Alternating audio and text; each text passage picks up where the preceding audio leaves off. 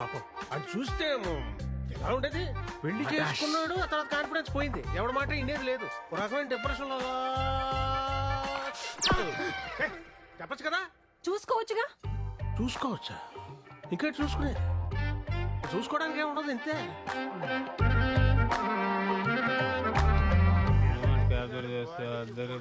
ఇక్కడ పీజీ తీరాము సగం పైగా అవుట్ పోగలు తీసి ఫోటోలు అని ఇది వల్లే కదా నాకు పాస్పోర్ట్ రాకపోతే పొద్దునే లేకపోయాక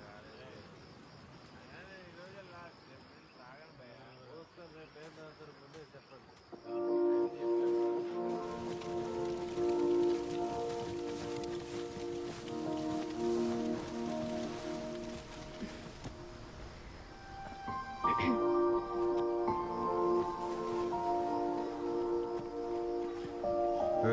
ఏంటిది?